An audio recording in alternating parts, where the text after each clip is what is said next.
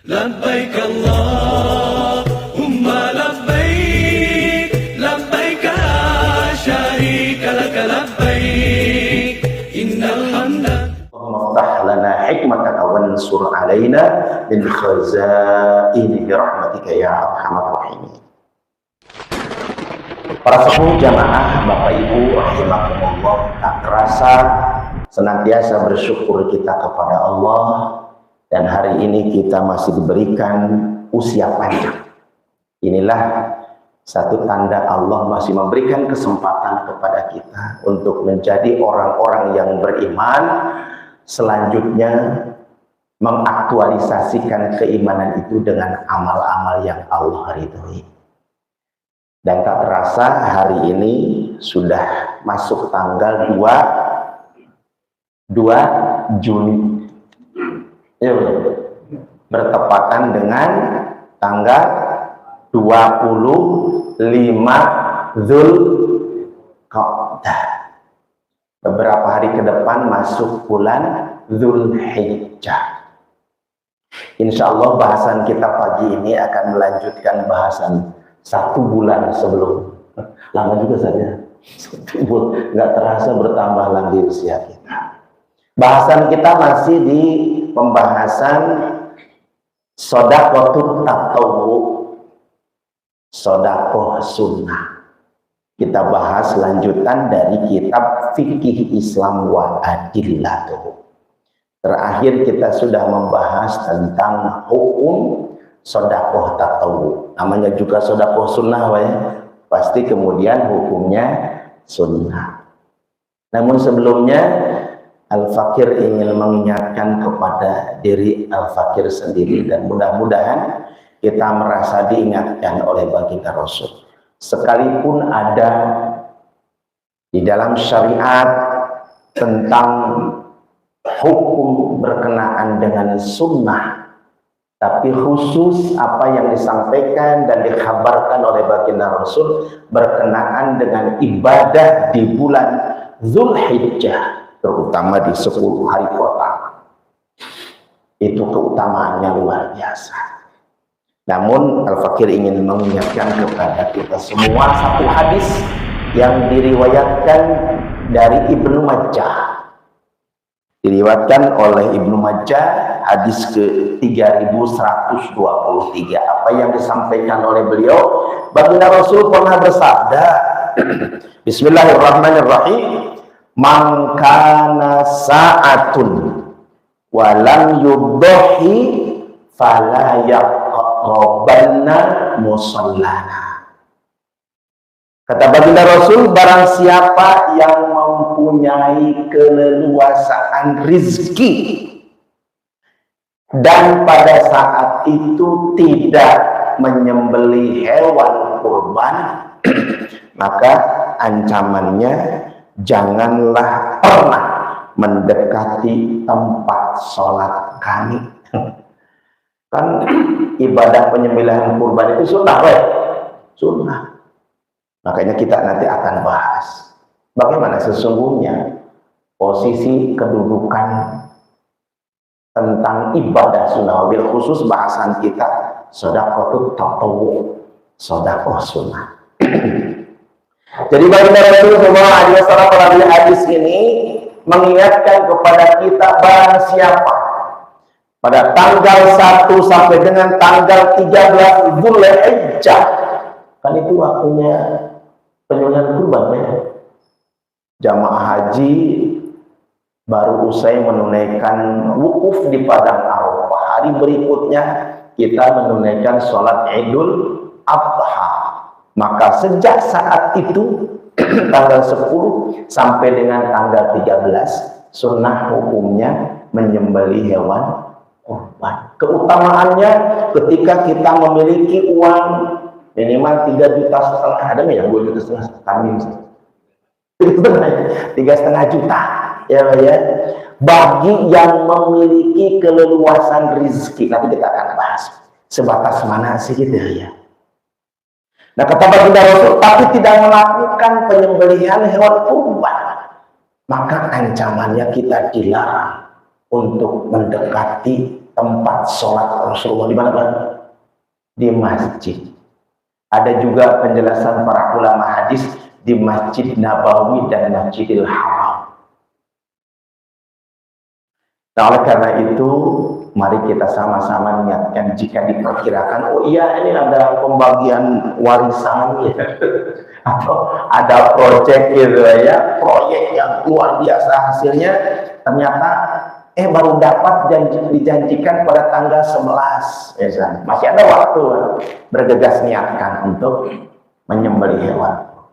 Nah, mudah-mudahan kita berdoa kepada Allah, karena sesungguhnya kan ibadah ini ibadah terbatas waktu dan tidak setiap saat, tidak setiap bulan adanya, tetapi khusus hanya di bulan Dzulhijjah saja. Nah, dan alhamdulillah saat ini kita sudah masuk terkategori, kalau kata Allah, firman Allah Subhanahu wa taala di surat Al-Baqarah 197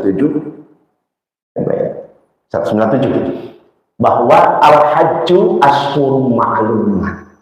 Sejak 1 Syawal sampai dengan tanggal 10 ya, rangkaian ibadah haji. Bahkan sampai tanggal 13 Pak ya, lontar jumroh di Mina. Yang nafarsani sampai dengan tanggal 12. Nah, oleh karena itu sejak saat ini kita sudah mendapatkan keberkahan dan kemuliaan di sisi Allah. Karena hari-hari yang Allah sampaikan asyhurul ma'lumat, maka itu termasuk bulan yang Allah muliakan. Ibadah kita dilipat gandakan pahalanya. Ya. Tapi kata Allah Subhanahu wa taala berkenaan dengan bulan-bulan yang dimuliakan itu, fala tazlimu fihinna anfusakum. Janganlah kamu menzalimi diri sendiri dengan melakukan amal-amal yang Allah larang.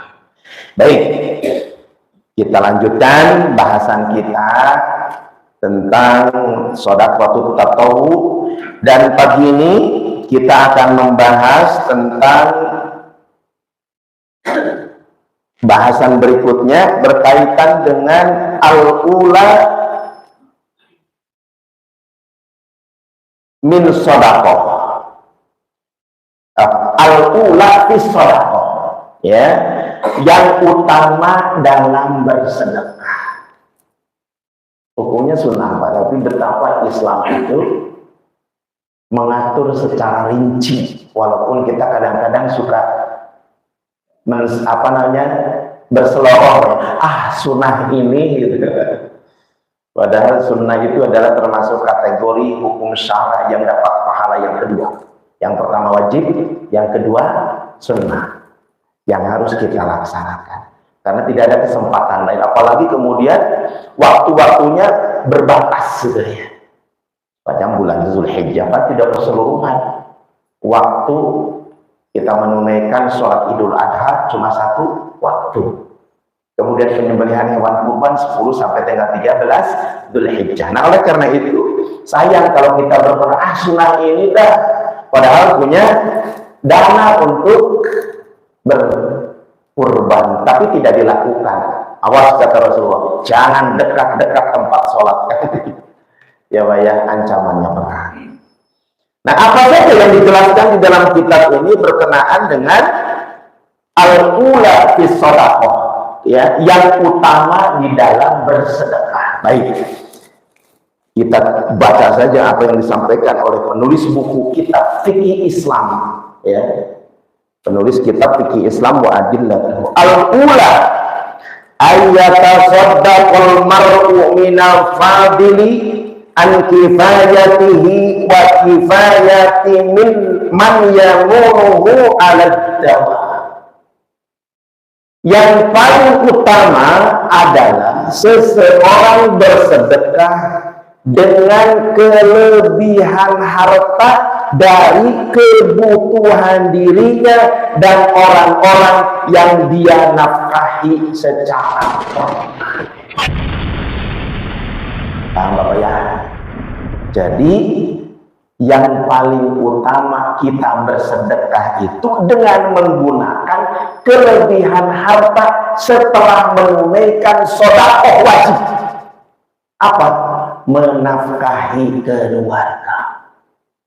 Wah, ini bulan haram nih, Dzulqa'dah ini kan termasuk kategori bulan yang Allah muliakan.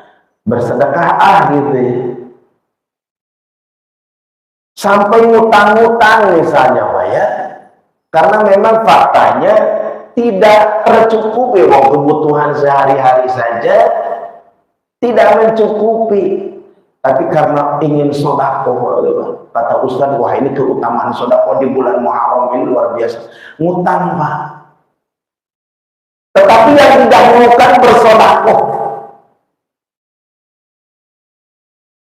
Tetapi tidak mendahulukan untuk memberikan nafkah atau nafkah kepada keluarga. Jadi sebelum mencukupi kebutuhan keluarga, wah ini mendahulukan sedekah. Nah kata Syahwabah Zuhairi nanti yang yang dirujuk adalah salah satu hadis Baginda Rasul. Jadi tidak lebih utama, ya apalagi sunnah.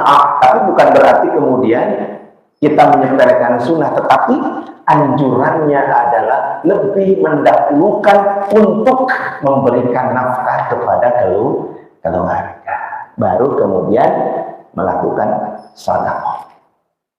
Begitupun dikaitkan dengan penyembelihan hewan kurban. Makanya kemudian kata Baginda Rasul, barang siapa pada saat di mana ya keutamaan penyembelihan hewan kurban itu disyariatkan, pada saat itu kita memiliki harta untuk memberi hewan tersebut, tetapi tidak dilakukan, ancamannya memang berat Pak ya.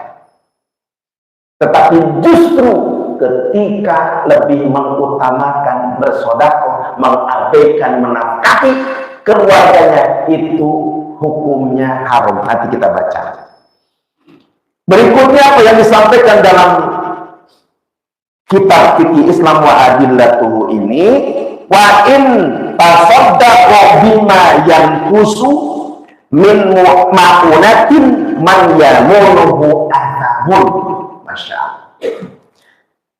Jadi kalau kita lebih mengutamakan, ya, jika kita mengutamakan bersedekah yang hukumnya sunnah itu dengan harta yang dapat mengurangi nafkah orang-orang yang dia nafkahi, maka dia berdosa. Mengurangi saja Pak, yang biasanya misal per bulan untuk keluarga 10 juta misalnya, ya Pak ya, sebulan 10 juta dikurangi sebenarnya gara-gara kita lebih mengutamakan bersedekah. Nah itu berdosa. Ini disampaikan ya di dalam kitab Al-Majmu', kemudian Al-Muhaddad, Ad-Durrul Mukhtar, kemudian di dalam kitab Munghil Muntaj, dan beberapa kitab lainnya berkenaan dengan hukumnya berdosa jika lebih mengutamakan sedekah sunnah dengan mengabaikan pemberian nafkah kepada keluarga. Baik. Kemudian apa yang disampaikan Baginda Rasulullah SAW, khairus sadaqati makana an dhurri ghina wabda biman ta'awun.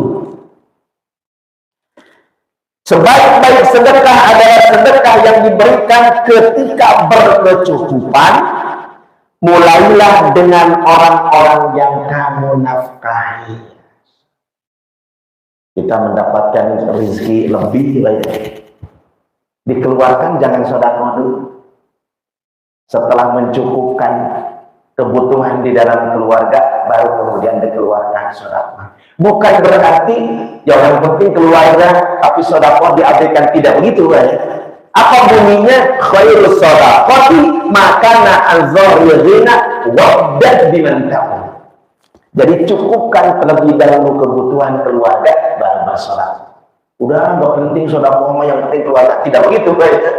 Baru bersedekah setelah mencukupi kebutuhan keluarga. Nah kemudian an-ghinan nafsi wa sabaraha 'alal faqri.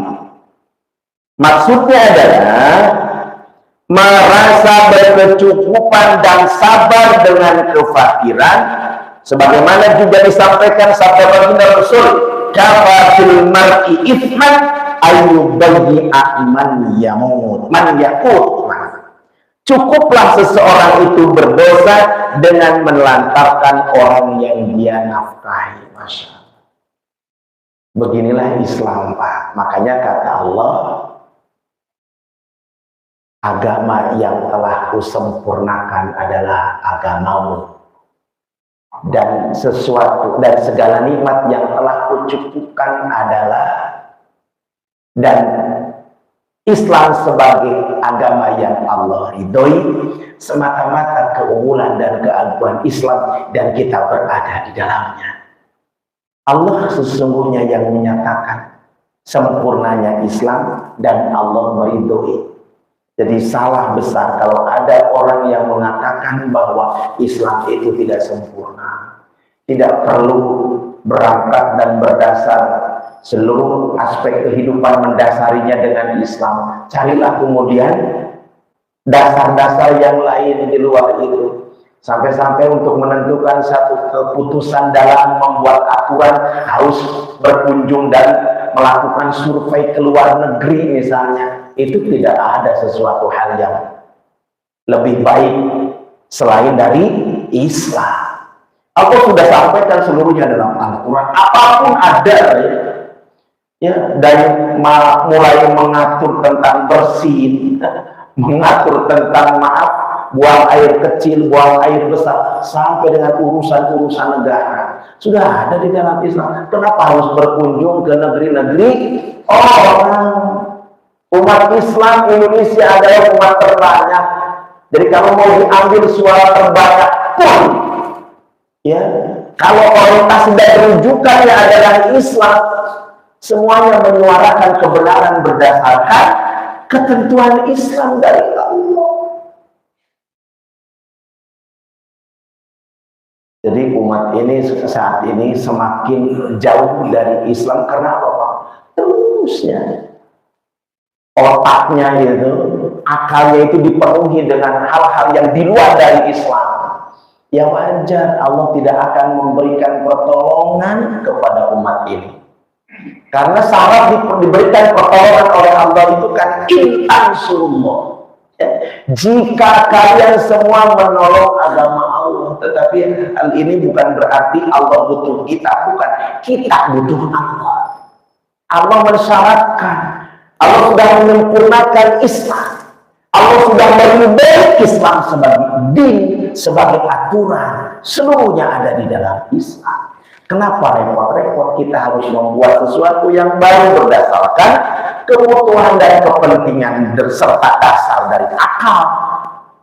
Padahal Allah sudah menyiapkan seluruhnya, tinggal dibaca, dipelajari, kemudian dipahami, baru kemudian dijadikan rujukan.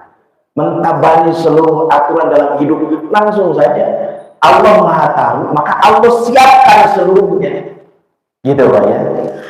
Nah oleh karena itu inilah satu hal yang sekalipun hal yang sunnah sering dianggap sepele oleh umat, tapi betapa Islam mengatur secara rinci. Ya, hatta berkenaan dengan sedekah.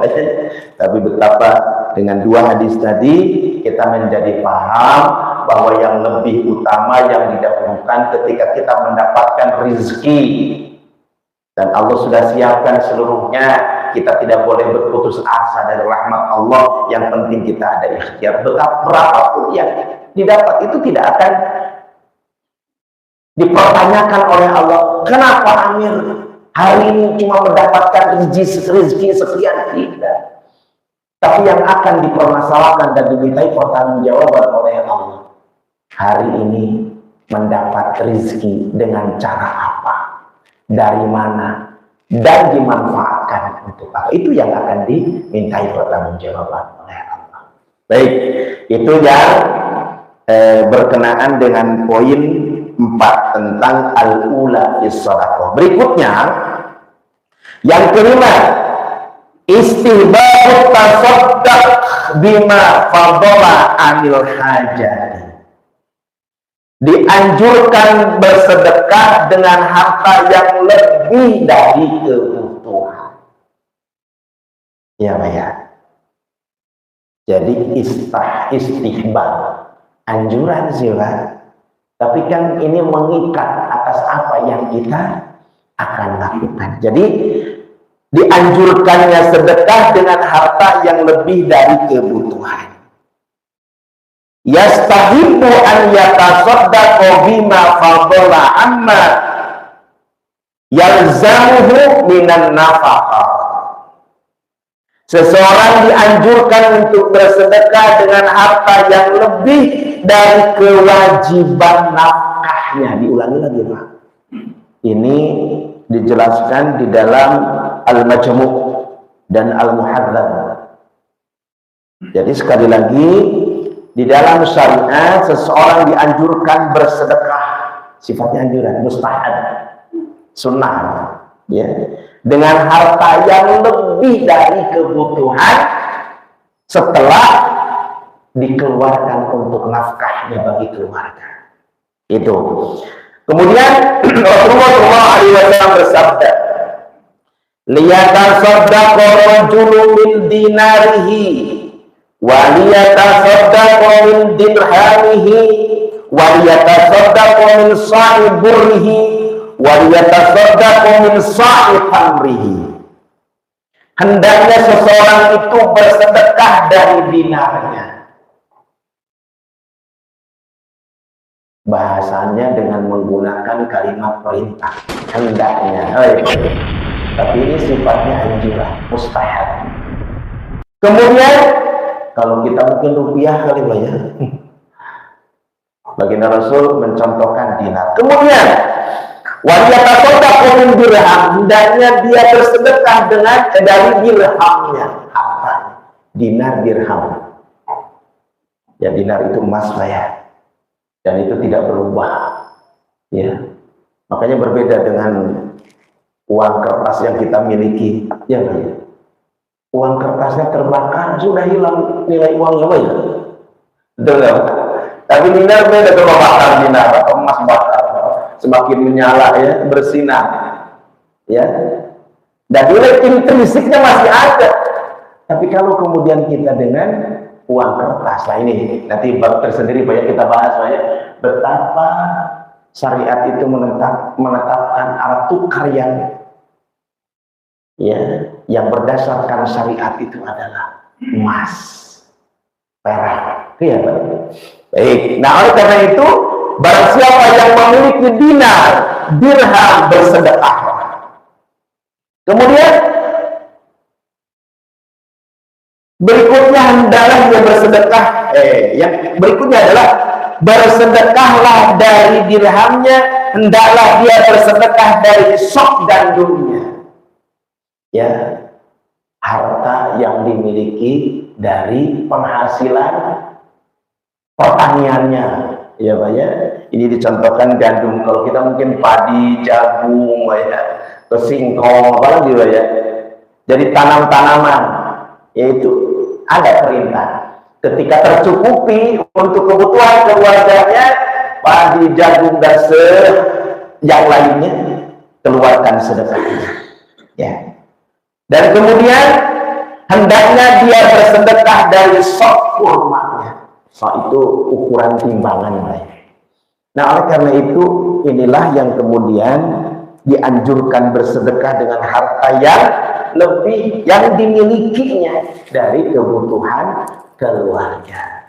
Baik, ini yang kemudian poin yang kelima. Selanjutnya, poin yang keenam, atasaddaqu bima tayassar.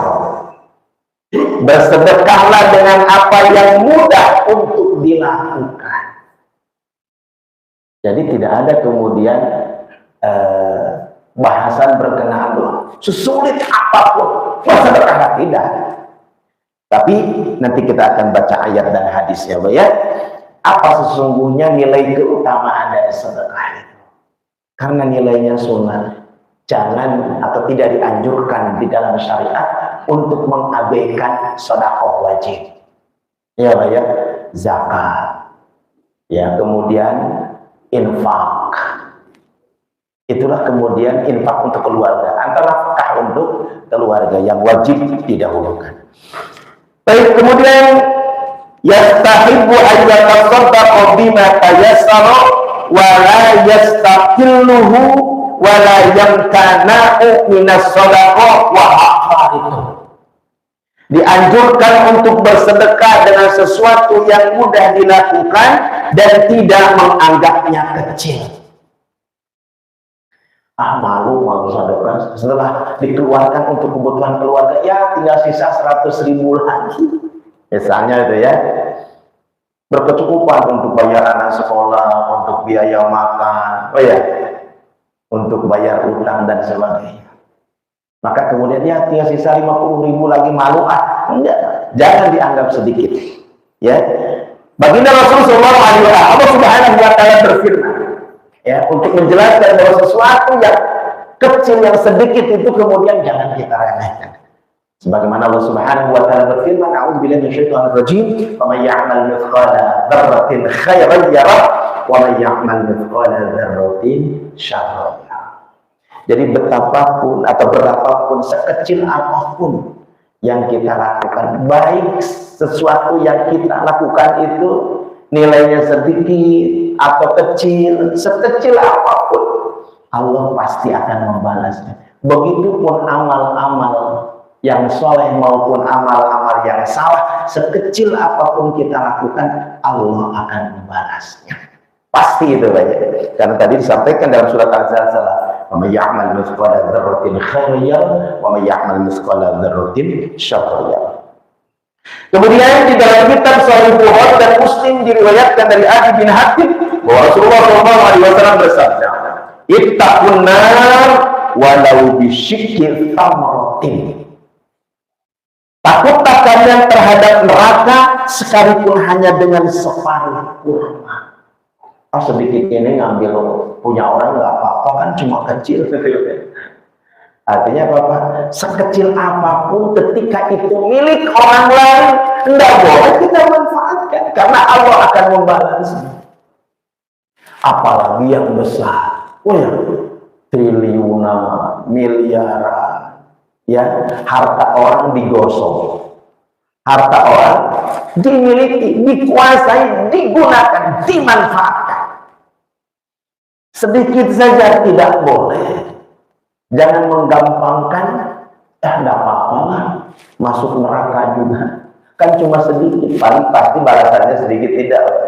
Bahkan kata baginda Rasul, takutlah akan api neraka. Walau bisyikki tamratin, sekalipun hanya sebagian biji kurma, gitu kan? Seperti bagian dari biji kurma, jadi sekecil apa. Makanya betapa Islam itu sangat rinci. Ya, Al-Fakir beberapa hari lalu mengulang lagi di satu majelis membahas tentang masalah warisan. Betapa detail dalam hal warisan itu, banyak Allah jelaskan di dalam Al-Quran. Ya, seberapa besar pun, karena di dalam harta warisan itu adalah ada milik orang lain. Maka nggak boleh kemudian, nggak boleh dibagikan dengan atau sesuai dengan syariat Islam. Jangan dibagikan, kita bagi rata saja, jangan. Dihitung dulu, ya, berapa besar bagian kita, berapa besar bagian yang lain, adik kita, kakak kita, saudara kita, ibu kita, ayah kita, ya Pak ya. Karena itulah mereka yang berhak, ada hak atas harta yang ditinggalkan si mayit. Ya, mentang-mentang anak pertama laki-laki lagi, semuanya dikuasai. Ingat Pak, kata baginda Rasul, ittaqun nar. Ya, harta sedikit itu akan membuat menjadi seseorang mendapatkan balasan api neraka. Maka takut, sekalipun itu kecil, apalagi besar, kan gitu Pak ya. Ini ditakut-takuti yang kecil, tapi yang besar diembat juga itu ya. Kan korupsi itu nggak ada yang, nggak mungkin bayar yang 100.000 gitu lah. Ya Pak, korupsi itu di atas miliaran, ratusan juta. Bagi kita besar, maka takutlah kata Allah. Baik. Kemudian juga diriwayat dalam kitab Sahih Bukhari dari Abu Hurairah radhiyallahu anhu, Nabi SAW bersabda, "Ya nisa'al muslimat la tahkiranna jaratun li jaratiha walau firsina syatin. Ini penting juga Pak ya, hadis ini kita sama-sama untuk memahami. Wahai para wanita, kenapa para wanita? Nanti kita bahas Pak ya. Wahai para wanita muslimah, janganlah seseorang tetangga meremehkan ke tetangganya yang sekalipun hanya dengan memberi kaki kambing. Ya, ini anjuran kepada ibu-ibu. Kan yang memberikan nafkah, memberikan uang belanja suami. Kemudian ibu yang memasak, ibu yang mengelola itu. Makanya ini berkenaan dengan bab sunnah ya, sedekah tatawwu. Maka yang layak dan berkesempatan atau syariat mengatur sedemikian rupa menghubungi sunnah ketika ibu-ibu memberikan masakannya kepada tetangganya. Kalau bahasa di dalam hadis ini, walau firsina syatin, ya, sekalipun hanya dengan memberi kaki kambing, bukan dagingnya, kakinya itu. Ini apa? Artinya apa? Memberikan sesuatu yang sederhana, yang bisa jadi kemudian nilainya tidak lebih besar daripada memberikan masakan dari dagingnya.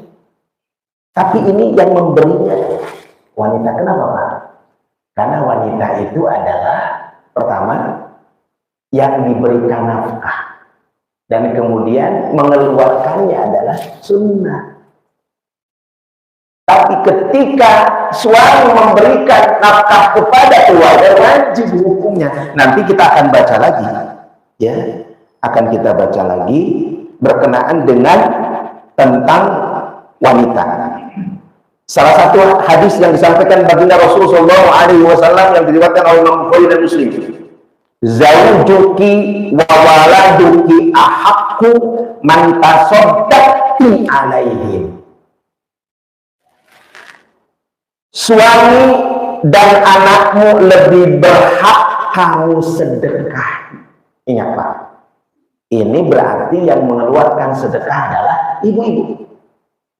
Sekali lagi apa bacakan, suami dan anakmu, berarti kan istri wajibnya ya, istri lebih berhak kamu sedekahi, bukan wajib gitu.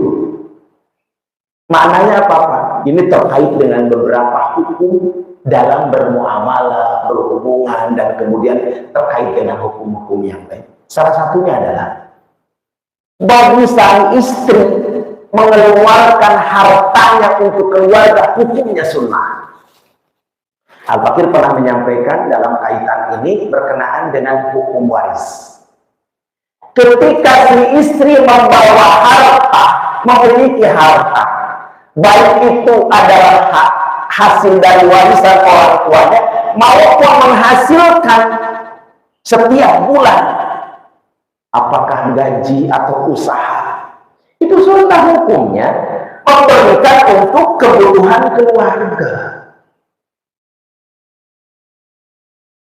Jadi kalau seorang ibu, seorang istri mengeluarkan hartanya untuk kepentingan keluarga sunnah, tetapi suami wajib untuk menafkahi keluarga. Akhirnya berkembang di dalam syariat atau fikih waris. Setiap harta yang dihasilkan oleh sang istri, sunnah hukumnya mau diberikan digabung untuk kebutuhan keluarga, terserah istri. Dan kita tidak maksa sebagai suami. Makanya di dalam fikih waris tidak ada namanya apa istilahnya Pak? Ya, pembagian harta gono. Ini salah satu dalilnya. Yang ada adalah ketika suami wafat, maka harta yang harus dibagikan adalah harta, seluruh harta yang diberikan oleh suami untuk keluarga dikurangi harta istri. Makanya sunnah ketika istri mendapatkan gaji tiap bulan, mau digabung silahkan menjadi harta keluarga. Mau tidak juga jangan maksa kita sebagai suami. Tapi beda seluruh harta yang dihasilkan oleh suami menjadi hak keluarga. Baru ketika istri wafat, maka seluruh harta suami dan harta istri digabung, dibagikan untuk keluarga. Misalnya istri wafat, harta apa yang ditinggalkan? Ada rumah, ada mobil gitu ya. Kemudian apa saja yang ada di rumah itu, termasuk kemudian ada harta warisan yang dibawa oleh istri, gabung juga, karena itu harus dibagikan. Siapa ahli warisnya? Kalau suaminya masih ada, suami, kemudian anak-anaknya. Kalau misalnya ibu dan ayahnya masih ada, berarti ayah dan ibunya masih ada. Bagaimana adik dan kakaknya? Lihat dulu, anaknya ada laki-laki tidak? Kalau tidak ada laki-laki, berarti tidak kebagian. Ya bukan ashabul furud, saudaranya itu. Sampai begitu, Pak. Jadi walhasil sekali lagi bahwa ketika sang istri menghasilkan, mendapatkan, memiliki harta, sunnah hukumnya diberikan kepada keluarga. Tapi sang suami wajib hukumnya memenuhi terlebih dahulu kebutuhan keluarga, baru bersedekah. Ini berimplikasi kepada yang lain. Jadi sekali lagi, di dalam fikih Islam itu tidak ada pembagian harta gono-gini. Jadi kalau kan begini, Ustaz, ada yang berpendapat betul ada di dalam kompilasi hukum Islam. Sebelum harta itu dibagikan, ya Pak ya, sebelum harta itu dibagikan, ketika salah seorang dari anggota keluarga wafat, bagi dua dulu, ya Pak ya, bagi dua dulu, enggak. Karena itu masalahnya. Jadi berkenaan dengan hukum nafkah. Jadi ada nafkah yang dihasilkan oleh suami, tetapi itu pun begini, ketika kemudian sang istri mendapatkan hasil, misalnya menjadi pegawai ya, atau menjadi karyawan dengan persetujuan suami tentunya. Nah, ketika menghasilkan, sampaikan oleh sang istri, Pak, maaf ya, kan ibu kerja nih, ibu bikin itu ya, bikin rekening sendiri. Nah, kemudian suami setuju, sudah. Berarti itu tidak boleh diutak-atik, kecuali kemudian sang ibunya memberikan, dan itu hukumnya sunnah. Begitupun kemudian ketika itu berkaitan dengan orang yang wafat, gitu Pak ya. Jadi ini yang kemudian Al-Fakir sering sampaikan di dalam syariat fikih, mana harta suami, mana harta istri, dan itulah kemudian sebesar-besar syariat yang telah ditetapkan di dalam Islam. Baik, itu beberapa hal banyak. Jadi insya Allah kita sudah membahas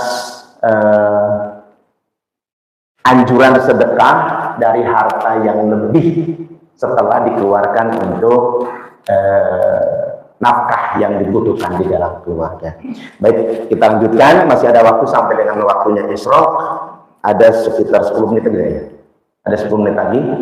Ada yang perlu disampaikan Bapak? Silakan Pak Ji. Waalaikumsalam warahmatullahi wabarakatuh. Berkaitan dengan sedekah untuk kurban. Kewajiban keluarga itu apakah kurban cukup satu atau disesuaikan dengan kemampuan? Itu yang pertama.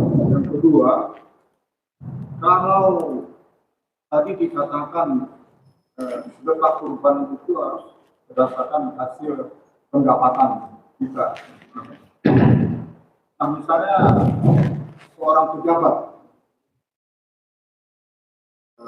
contohnya ada presiden lah, dia kurban satu sapi di sana, satu di sana, tapi itu bukan dari duit pendapatan dia, itu dari duit negara, tapi memang ada alokasinya gitu, tapi bukan duit pribadinya gitu. Itu gimana hukumnya? Ya, terima kasih. Baik, jazakumullah khairan katsir. Gitu ya. Baik, jadi pertama berkaitan dengan kurban, apakah sesuai dengan kemampuan atau cukup satu saja. Rasulullah SAW pernah melakukan berkurban dengan 2 kambing. 1 kambing atas nama seluruh umat Islam. 1 kambing lagi atas nama keluarga. Jadi di dalam syariat yang sahih, di dalam fikih, ya. Tapi itu kan sesuai dengan kemampuan, boleh. Misalnya kemampuannya lebih, kambing 1 untuk ayahnya, 1 kambing lagi untuk anaknya yang berkurban maksudnya. Tapi kemudian itu dihasilkan dari penghasilan sendiri. Anaknya sudah pada kerja nih, boleh. Tapi belum berumah tangga anaknya, masih dalam tanggungan orang tua. Sesungguhnya dengan 1 kambing cukup. Karena Rasulullah melakukan 1 kambing untuk atas nama keluarga, 1 kambing lagi atas nama kaum muslimin keseluruhan. Nah, merujuk pada ini berarti syariat tidak mempersulit, ya Pak ya. Dan apalagi kemudian tadi disyariatkan ini adalah amalan sunnah, tetapi yang amat sangat dianjurkan berkaitan dengan harta yang kita miliki, ya. Seminim mungkin 1 kambing cukup untuk keluarga. Atas nama siapa? Ya atas nama ayah lah. Atas nama ayah dan keluarga. Nah, berkaitan dengan pejabat negara. Nah, kalau tadi merujuk pada apa yang Rasulullah lakukan, ya, Rasulullah melakukan penyembelihan hewan kurban 1 kambing atas nama seluruh kaum muslim.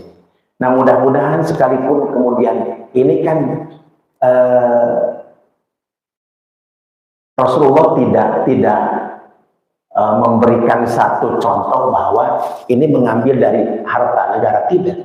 Ini adalah harta Rasulullah SAW. Ya. Nah, bagaimana kemudian harta yang digunakan itu bukan harta sendiri, tapi ini ada alokasi anggaran negara. Bapak, sedekah sunnah itu dianjurkan. Tetapi yang lebih wajib adalah mensejahterakan seluruh rakyat. Ya Pak ya. Karena ini limosin nih, 1 dari pimpinan negara. Ya, ketika itu kemudian menjadi amal pribadi, ya Pak ya. Wallahu alam, mudah-mudahan Allah menerimanya sebagai amal soleh. Tetapi ketika itu menggunakan uang negara, berarti kan bukan harta dirinya. Bayangkan ketika bukan harta dirinya, tapi itu adalah harta milik seluruh rakyat. Yang wajib adalah mensejahterakan dulu. Baru kemudian rakyat kalau mau kemudian mengeluarkan atau menyembelih hewan kurban, berarti atas nama pribadi. Ya, atas nama pribadi masing-masing. Ya, ini berkaitan dengan ini mudah-mudahan karena Rasulullah SAW mencontohkan. 1, berarti Rasulullah menunjukkan sebagai pemimpin, ya kan? Dan kemudian menyembelih hewan kurban atas nama seluruh kaum muslimin. Nah, mudah-mudahan ini menjadi amal seorang pemimpin, ya. Kemudian dan pahalanya ditujukan untuk seluruh rakyat yang ada di dalam kekuasaan. Kita berarti harus husnuzon.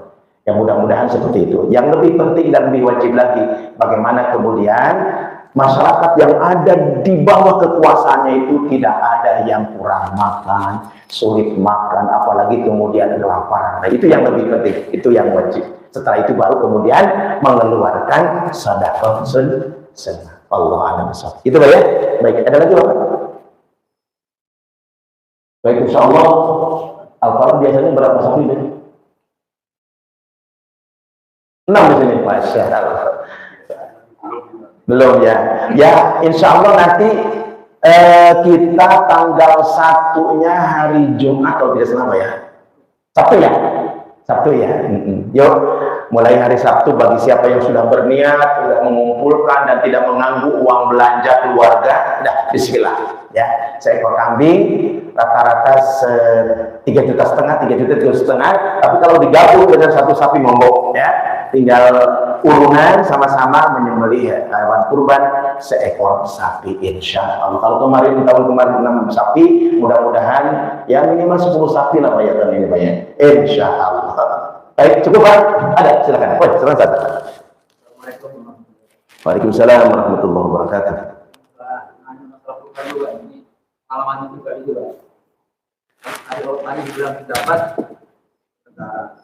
dan kalau kita menerima hewan ya, itu dari non muslim.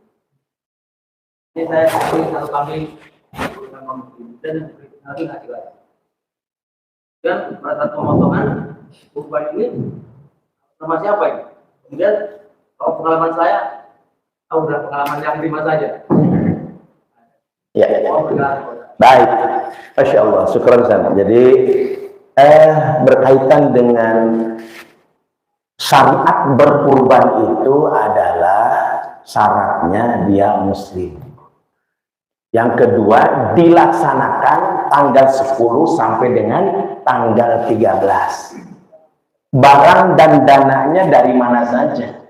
Siapa yang menerima itulah yang berhak untuk menunaikan. Berarti kalau dari sisi sosial yang menyerahkan harta atau hewan kepada kita, berarti dia baiklah di hadapan manusia. Tetapi karena tidak memenuhi syarat dan ketentuan, seseorang akan mendapatkan pahala atau balasan ibadah di sisi Allah, kan syaratnya harus beriman dengan rukun iman yang 6. Bagaimana teknisnya?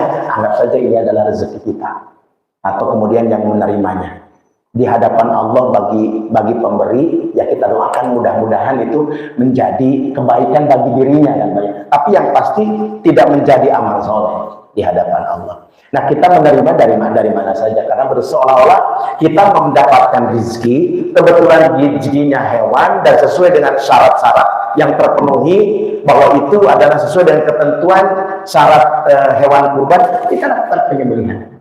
Yang memberinya kemudian dianggap baik, kemudian itu merupakan rezeki bagi kita, kita keluarkan dan kita sembelih atas nama kita, insya Allah itu menjadi amal kebaikan di sisi Allah Subhanahu wa Ta'ala. Itu saja kan saja. Jadi tidak menjadi kemudian atas nama seseorang, enggak, karena tidak memenuhi syarat. Kalaupun kemudian atas namakan dia, tidak menjadi ibadah di sisi Allah. Jadi yang paling bagus dan paling tepat itu adalah ini rezeki kita bagi yang menerimanya, dan kita doakan atau berterima kasih kepada beliau telah memberikan sebagian hartanya, dan ini kemudian merupakan rezeki kita yang menerima. Gitu aja dari saya. Wallahu a'lam bishawab. Kalau ada lagi boleh saya ya memberi lagi gitu. Ya Pak. Baik, alhamdulillah. Ada lagi Pak? Cukup? Satu lagi Pak. Oh ya, siap. Masalah warisan tadi. Baik, masya Allah. Siap. Kemudian istri, masalah istri tadi kan kerja. Iya. Kemudian mendekatkan Betul. dan istri tadi kan punya kewajiban mengurusin keluarga. Dan kalau dia kerja, kan keluarga anak tidak terusin. Kemudian ambillah pembantu. Nah, biaya yang mengurus rumah untuk pembantu ini apakah dari suami atau dari istri? Siap. Dengan kewajiban suami tadi, Siap. dari suami istrinya tetap tidak mengeluarkan biaya. Siap. Baik. Ada dua hal Pak.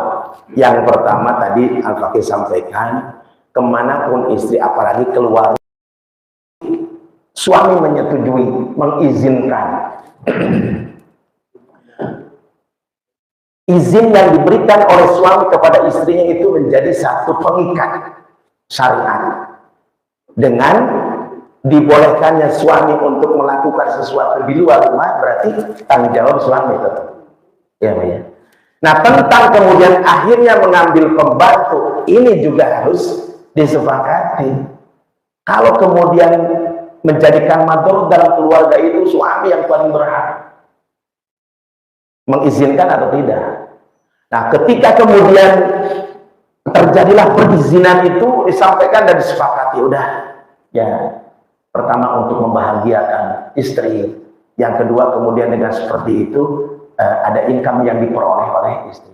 Ingat sepakati. Ada juga kan orang di dalam rumah tangga itu, Mas, kamu untuk membiayai biaya listrik, biaya rumah apa, tapi kemudian untuk beli susu saya ya itu sepakat. Tetapi sifatnya kemudian dalam konteks persetujuan, artinya apa? Disepakati. Kalau kemudian tidak disepakati, ketika hasil yang diperoleh oleh sang istri itu kemudian istri kekeh nggak boleh, ini kan suami yang wajib untuk mengeluarkan itu misalnya gitu. Tapi kalau disepakati, maka kemudian itu menjadi kebaikan untuk keduanya, ya kemudian silakan, istri berarti telah membantu. Tetap pesan, jadi hukumnya sunnah membantu. Karena kamu sudah keluar rumah meninggalkan urusan rumah, dan itu dengan itu kamu memperoleh hasil, maka ketika itu kamu mau kan untuk mengganti atau memberikan gaji kepada pembantu sebagai ganti kamu ketiadaan di rumah itu, kemudian perlu orang lain. Ketika disepakati tetap bisa, dan itu harus disepakati lah ya. Tapi sekali lagi, kalau itu memunculkan sesuatu kemadharatan suami yang berperang, enggak boleh ini gitu, enggak boleh. Nah, tentang hal-hal berkaitan dengan sekali lagi harta yang diperoleh itu ada aturan khusus saya. Jadi bukan merupakan kewajiban juga. Kenapa aku kemudian diizinkan sama suami? Maka kemudian suamilah yang berhak untuk mengatur itu. Baik, cukup ya? Ya, silakan. Ya. Mana korban banyak? Ada 2 orang nih korban. Niatnya gimana? Laki korban. Suami istri? Ya, suami mau korban satu. Istri niatnya. Baik. Berarti ini sodakohnya lebih, ya. Kan sebetulnya cukup satu, ya cukup satu suami dan itu sudah melingkupi seluruh keluarga. Tapi kemudian istri juga pengen, ya tadi kan boleh, ya dari hartanya saya udah ngumpulin, tahunya memang sekarang itu ibu-ibu yang aktif ya. Nabung terkumpul, ayahnya suaminya sudah siap dengan 1 kambing, kemudian ternyata ibunya pun dengan menyisihkan uang belanja kemudian terkumpul, boleh, niatnya masing-masing, tapi yang kemudian 1 kambing atau 1 hewan kurban untuk suami dan itu atas nama keluarga, tapi istri berarti atas nama istrinya saja. Itu sudah mencukupkan. Kenapa? Karena sekali lagi bahwa sang istri adalah hukumnya sunnah untuk mengeluarkan harta yang dimiliki. Tapi kemudian sang suami itu setelah mengeluarkan untuk kebutuhan keluarganya, dan ini tidak menjadi beban untuk suami, Pak ya. Misalnya, buang umpah atas nama saya, kalau begitu berarti itu memaksakan. Karena sesungguhnya itu kan bisa dialokasikan lagi untuk kebutuhan yang lain. Tapi kalau inisiatif dari sang istri, nabung gitu ya, selama setahun terkumpul 3,5 juta. Pak, saya mau nabung saya mau ini ya, mau kurban. Oh, dapat uang dari mana? Nabung kan uang yang dikasih sama bapak dikumpulkan, itu boleh. Berarti kan lebih, bukan memotong dari uang yang harus dikeluarkan. Kita akhiri dengan sama-sama bermunajat kepada Allah. Mudah-mudahan Allah Subhanahu wa taala kabulkan doa kita. Bismillahirrahmanirrahim.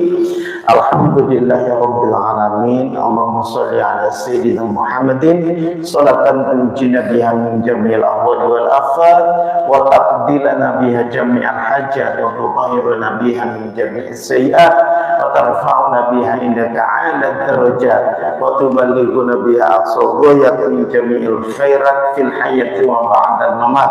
Allahumma ighfir lana dzunubana wa liwalidayna warhamhum kama rabbawna shighara. Allahumma ighfir lil muslimin wal muslimat wal mu'minin wal mu'minat al ahya'i minhum wal amwat bi rahmatika ya arhamar rahimin.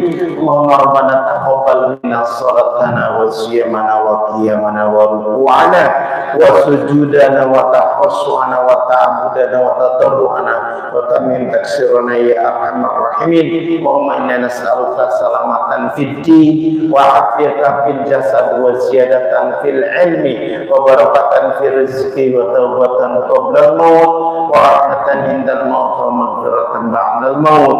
Allahumma hawwin 'alaina fi sakaratil maut wa najata minan nar wa afwa indal hisab. Rabbana la tuzigh qulubana ba'da idh hadaytana wa hab lana min ladunka rahmah innaka antal wahhab. Rabbana atina fid dunya hasanah wa fil akhirati hasanah wa qina adzabannar. Wa sallallahu ala sayyidina Muhammad wa ala alihi washabihi ajma'in. Subhanakallahumma wa bihamdika asyhadu an la ilaha illa anta astaghfiruka wa atubu ilaik. Walhamdulillahi rabbil alamin. Assalamualaikum warahmatullahi wabarakatuh.